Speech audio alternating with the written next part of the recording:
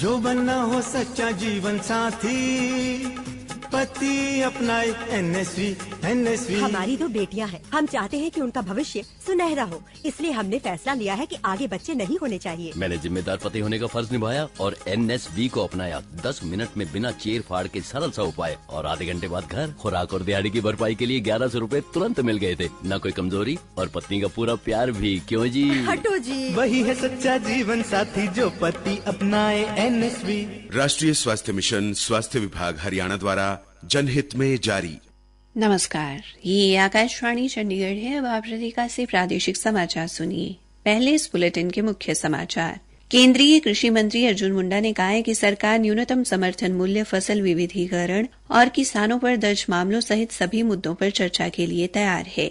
किसान संगठनों के दिल्ली कूच के प्रयास के चलते शंभू बॉर्डर और दाता सिंह वाला खनौरी बॉर्डर पर तनाव की स्थिति बनी। हरियाणा और केंद्र सरकार ने पंजाब व हरियाणा उच्च न्यायालय से शंभू एवं खनौरी बॉर्डर पर मॉडिफाइड ट्रैक्टर ट्रालियों के इकट्ठा न होने देने की गुहार लगाई। और हरियाणा विधानसभा में आज प्रधानमंत्री नरेंद्र मोदी द्वारा अयोध्या में रामलला की प्राण प्रतिष्ठा पर धन्यवाद प्रस्ताव और सरकारी संकल्प सर्वसम्मति से पारित हुआ। अब समाचार विस्तार से। केंद्रीय कृषि एवं किसान कल्याण मंत्री अर्जुन मुंडा ने कहा है कि सरकार प्रदर्शनकारी किसानों के साथ न्यूनतम समर्थन मूल्य, फसल विविधीकरण, पराली जलाने को लेकर किसानों पर दर्ज मामलों सहित सभी मुद्दों पर चर्चा के लिए तैयार है। एक सोशल मीडिया पोस्ट में कृषि मंत्री ने किसान नेताओं को 5वें दौर की वार्ता के लिए आमंत्रित किया है। उन्होंने प्रदर्शनकारियों से शांति बनाए रखने का आग्रह भी किया। केंद्र सरकार ने किसानों के विरोध प्रदर्शन के मद्देनजर पंजाब सरकार को कानून व्यवस्था बनाए रखने को कहा है। जानकारी मिली है कि पंजाब सरकार ने गृह मंत्रालय को सूचित किया है कि राज्य सरकार किसानों को शंभू बॉर्डर पर इकट्ठा नहीं होने दे रही।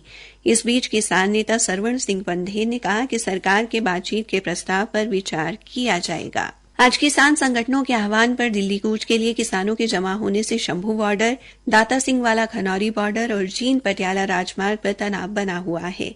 हमारे संवाददाता ने बताया है कि हरियाणा और पंजाब के दाता सिंह वाला खनौरी बॉर्डर पर पुलिस व किसानों के बीच टकराव हुआ, जहां पंजाब की तरफ से किसान ट्रैक्टर के अलावा जेसीबी व पोकलेन मशीनें लेकर सीमा की तरफ बढ़ने लगे तो हरियाणा पुलिस ने अश्रु गैस व पानी की बौछारें छोड़कर प्रदर्शनकारी किसानों को तीतर-बीतर किया। किसानों द्वारा धान की पराली में आग लगाकर और मिर्ची डालकर व तेजधार हथियारों से पुलिस पर हमला किया गया। टकराव में एक प्रदर्शनकारी की मृत्यु की खबर की, जिनके पुलिस अधीक्षक सुमित कुमार ने पुष्टि नहीं की।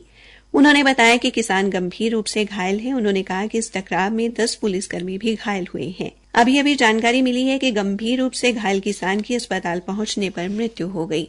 दूसरी तरफ जींद पटियाला राजमार्ग पर किसानों ने उचाना के पास पक्का मोर्चा लगा लिया है। उधर शंभू बॉर्डर पर भी आज उस समय तनाव पैदा हुआ जब प्रदर्शनकारी किसानों ने अवरोध हटाकर आगे बढ़ने की कोशिश की। ट्रैक्टर ट्राली और जेसीबी मशीनों के साथ आगे बढ़ रहे किसानों को रोकने के लिए अंबाला पुलिस ने 3 ड्रोन की मदद से अश्रु गैस के गोले छोड़े और किसानों को आगे बढ़ने से रोका। सोनीपत में कुंडली सिंघू बॉर्डर पर पुलिस ने सुरक्षा बढ़ा दी है। पुलिस के साथ साथ अर्धसैनिक बलों को भी तैनात किया गया है। वहीं कैथल में टटियाना बॉर्डर और संगतपुरा गांव में भी सुरक्षा बढ़ाई गई है और पुलिस के साथ केंद्रीय रिजर्व पुलिस बल की 11 टुकड़ियां तैनात की गई हैं।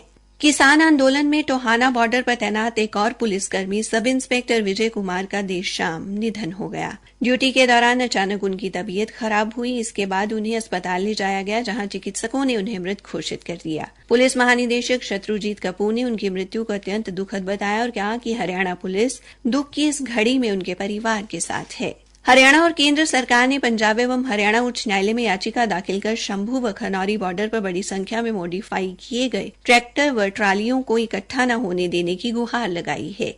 याचिका में कहा गया है कि ये कानून व्यवस्था के लिए बड़ा खतरा है और पंजाब सरकार को इस पर कार्रवाई करने व इन वाहनों को वहीं पर रोके जाने के लिए कहा जाए। उच्च न्यायालय ने इस पर तत्काल सुनवाई से इनकार कर दिया है। प्रादेशिक समाचार आकाशवाणी चंडीगढ़ से प्रसारित किए जा रहे हैं। हरियाणा विधानसभा के बजट सत्र के दूसरे दिन आज मुख्यमंत्री मनोहर लाल ने प्रधानमंत्री नरेंद्र मोदी द्वारा अयोध्या में रामलला की प्राण प्रतिष्ठा पर धन्यवाद प्रस्ताव और सरकारी संकल्प पेश किया, जो सर्वसम्मति से पारित हो गया। धन्यवाद प्रस्ताव पेश करते हुए मुख्यमंत्री ने अयोध्या में 500 साल बाद भव्य राम मंदिर के निर्माण के लिए प्रधानमंत्री नरेंद्र मोदी का विशेष रूप से धन्यवाद किया। उन्होंने कहा कि ये हमारे पूर्वजों के प्रयासों व कुर्बानियों से संभव हुआ है। विपक्ष के नेता भूपेंद्र सिंह हुड्डा और कांग्रेस विधायिका किरण चौधरी ने कहा कि सबसे पहले राम मंदिर के द्वार राजीव गांधी ने खुलवाए थे और सरकारी संकल्प में उनका जिक्र होना चाहिए।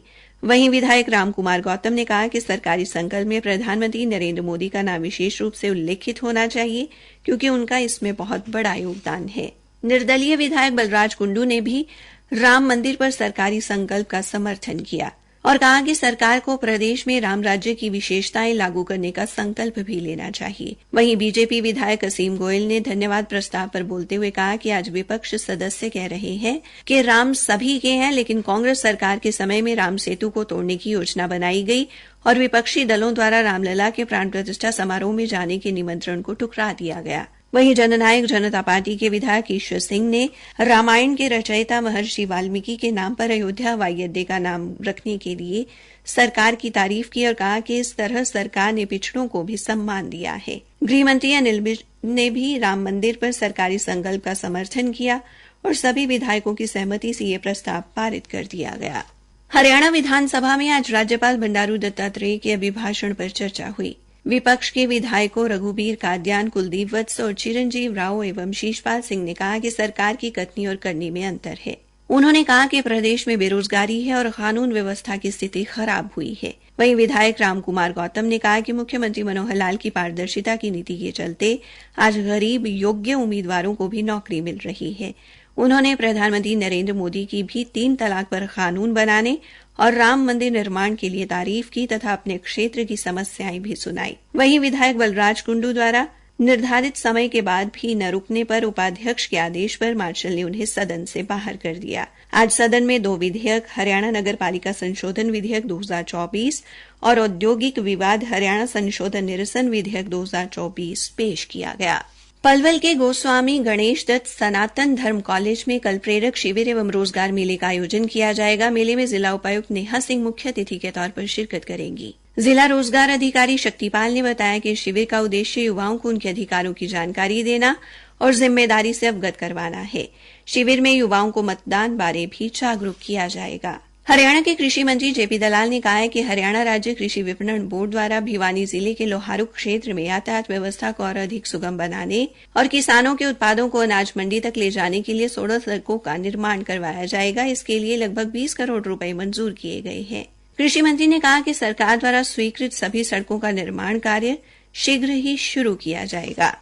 हरियाणा के मुख्यमंत्री मनोहर लाल ने कहा है कि झज्जर में राज्य शिक्षक शिक्षा उन्नत अध्ययन संस्थान के नए भवन का निर्माण लोक निर्माण विभाग द्वारा शीघ्र किया जाएगा। उन्होंने कहा कि इसके लिए जमीन ले ली गई है और भवन का नक्शा भी तैयार है एवं सरकार की ओर से 15 करोड़ रुपए की राशि भी जारी की गई है। मुख्यमंत्री आज सदन में प्रश्नकाल के दौरान एक सदस्य द्वारा पूछे गए प्रश्न का जवाब दे रहे थे। श्री मनोहर लाल ने सदन को बताया कि इस संस्थान को उच्चतर शिक्षा विभाग के अधीन लिया गया है। मुख्यमंत्री ने कहा कि जहां तक झज्जर के राज्य शिक्षक शिक्षा उन्नत अध्ययन संस्थान की मान्यता का विषय है तो संस्थान की मान्यता पुनः प्राप्त कर ली जाएगी। राष्ट्रीय शिक्षा नीति के अनुसार इस संस्थान के लिए जो भी आवश्यक होगा वो सभी प्रक्रियाएं पूरी की जाएंगी। अंत में मुख्य समाचार एक बार फिर। केंद्रीय कृषि मंत्री अर्जुन मुंडा ने कहा कि सरकार न्यूनतम समर्थन मूल्य, फसल विविधीकरण और किसानों पर दर्ज मामलों सहित सभी मुद्दों पर चर्चा के लिए तैयार है। किसान संगठनों के दिल्ली कूच के प्रयास के चलते शंभू बॉर्डर और दाता सिंह वाला खनौरी बॉर्डर पर तनाव की स्थिति बनी। हरियाणा और केंद्र सरकार ने पंजाब व हरियाणा उच्च न्यायालय से शंभू एवं खनौरी बॉर्डर पर मॉडिफाइड ट्रैक्टर ट्रॉलियों के इकट्ठा न होने देने की गुहार लगाई। इसी के साथ ये समाचार बुलेटिन समाप्त हुआ।